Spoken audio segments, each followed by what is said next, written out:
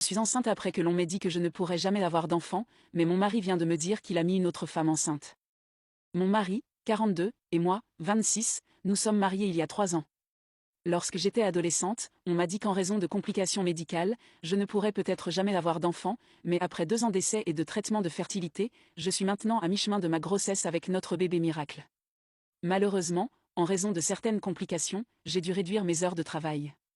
Mon mari a proposé de faire plus d'heures pour compenser, il a donc travaillé beaucoup plus ces 2 derniers mois et est rentré plus tard à la maison. Je n'ai pas vu que quelque chose n'allait pas. Les choses étaient comme elles l'ont toujours été.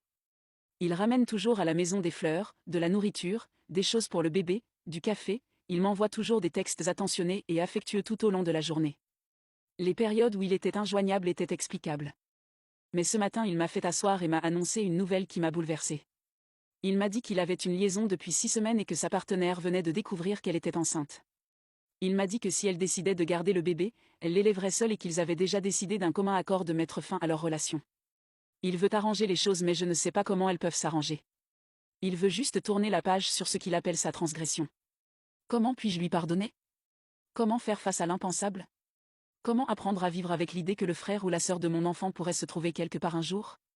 Et surtout, comment apprendre à aller de l'avant comme il le souhaite? Partie 2. Par où commencer? Tout d'abord, l'autre femme enceinte a décidé d'interrompre sa grossesse, ce qu'elle m'a confirmé. La discussion avec elle a été vraiment bizarre et n'a pas répondu à beaucoup de questions que je me posais. Il s'agit d'une personne qui me connaît et m'a rencontré à plusieurs reprises, et je ne comprends pas. Les motivations des 2 parties n'ont aucun sens pour moi, et je ne sais pas si elles en auront un jour. Ça m'a aidé d'apprendre qu'il n'y avait pas de sentiments romantiques, mais c'est toujours déroutant, d'autant plus que je considère que mon mari et moi avons une vie intime saine, on le fait entre 4 à 6 fois par semaine. Et vraiment je ne comprends pas vraiment ce qu'il y a d'amusant ou d'excitant à sortir des limites de son mariage. Nous suivons une thérapie, séparément et ensemble.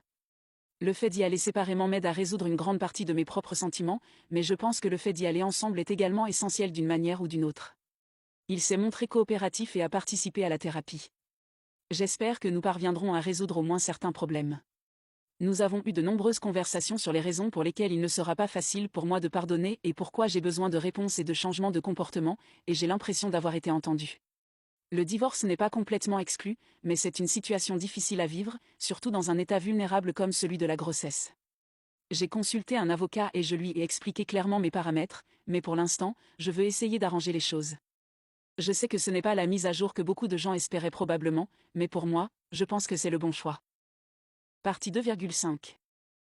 Après toute cette histoire de tromperie, je voulais essayer de recoller les morceaux ou divorcer mais à l'amiable, sauf que récemment j'ai appris qu'il m'avait trompé peu de temps avant notre mariage. J'étais dévastée au-delà de la dévastation. Il m'a dit des choses que je n'oublierai jamais et que je ne pourrai jamais pardonner.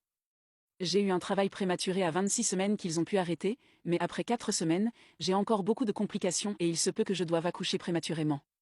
Mon mari est méchant et peu coopératif depuis que nous nous sommes disputés. Il n'est pas venu me voir à l'hôpital même une seule fois en 4 semaines.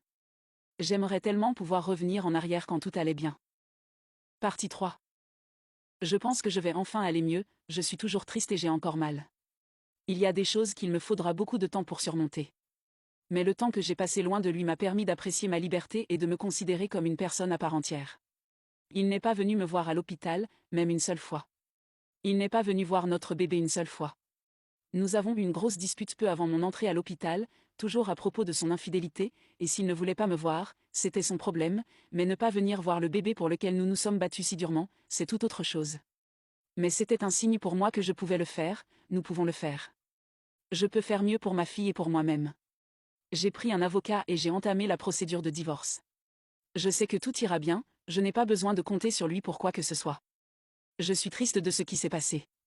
J'aurais aimé que cela n'arrive pas, mais je sais aussi maintenant que je peux avoir une vie entière au-delà de ça.